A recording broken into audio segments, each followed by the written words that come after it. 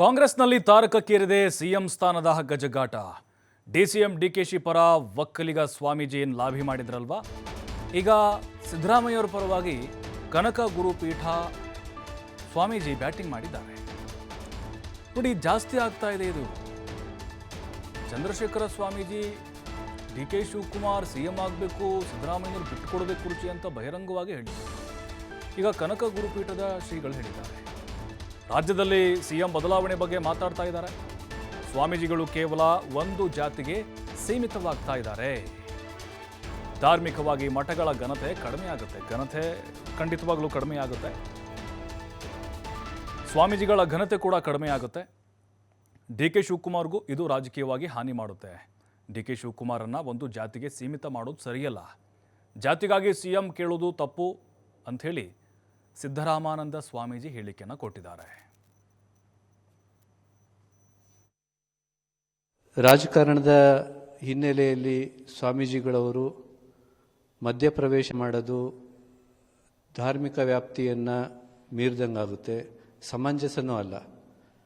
ಜೊತೆಗೆ ಜಾತಿ ಕಾರಣಕ್ಕೋಸ್ಕರನ ಅಡಿ ಇಡ್ತಕ್ಕಂಥದ್ದು ಧಾರ್ಮಿಕ ವ್ಯವಸ್ಥೆಗೆ ಅಪಾಯಕಾರಿ ಮತ್ತು ಇದು ಕಪ್ಪು ಚುಕ್ಕೆ ಅಂತ ಹೇಳೋದಕ್ಕೆ ಬಯಸ್ತೀನಿ.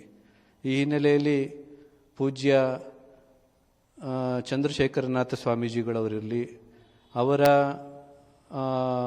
ಪ್ರತಿಕ್ರಿಯೆಯ ನಂತರ ಬಹಳ ಪ್ರಭಾವಿ ಮಠ ಅನ್ನಿಸ್ಕೊಳ್ತಾ ಇರುವಂತಹ ಮತ್ತು ರೇವಣಸಿದ್ದೇಶ್ವರರ ಹಿನ್ನೆಲೆಯ ಮತ್ತು ಋಣದಲ್ಲಿರುವಂತಹ ಪಂಚಪೀಠದಲ್ಲಿ ಒಂದಾಗಿರ್ತಕ್ಕಂಥ ಶ್ರೀಶೈಲ ಪೀಠದ ಪೂಜ್ಯ ಸ್ವಾಮೀಜಿಗಳವರು ಸಹಿತನ ಜಾತಿ ಹಿನ್ನೆಲೆಯಲ್ಲಿ ರಾಜಕಾರಣದ ಬೇಡಿಕೆಯನ್ನು ಇಡ್ತಕ್ಕಂಥದ್ದು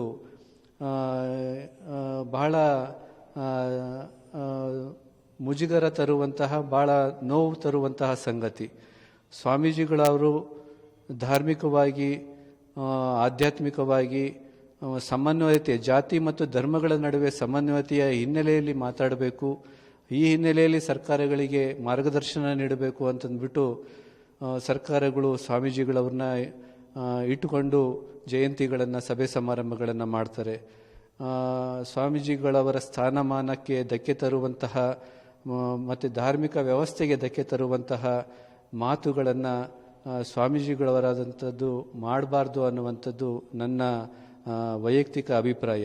ಇದು ಧಾರ್ಮಿಕ ವ್ಯವಸ್ಥೆಗೆ ಕುಂದು ತರುವಂತಹ ವ್ಯವಸ್ಥೆ. ನಮಗೆ ಬೇಸರದ ಸಂಗತಿ ಅಂದರೆ ರಾಜಕಾರಣಿಗಳವರು ಧಾರ್ಮಿಕ ಧರ್ಮದ ಸೋಗನ್ನು ಹಾಕಿ ರಾಜಕಾರಣ ಮಾಡ್ತಕ್ಕಂಥದ್ದು.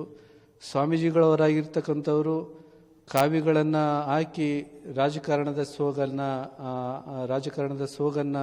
ಸೋಗಿನಲ್ಲಿ ಧಾರ್ಮಿಕ ವ್ಯವಸ್ಥೆಯನ್ನು ಮುನ್ನಡೆಸ್ತಕ್ಕಂಥದ್ದು. ಇದು ಸಮಾಜಕ್ಕೆ, ಧಾರ್ಮಿಕ ವ್ಯವಸ್ಥೆಗೆ, ಭಕ್ತರ ವ್ಯವಸ್ಥೆಗೆ ಭಾಳ ಕಳಂಕಪ್ರಾಯ ಅಂತ ಹೇಳೋದಕ್ಕೆ ಬಯಸ್ತೀನಿ.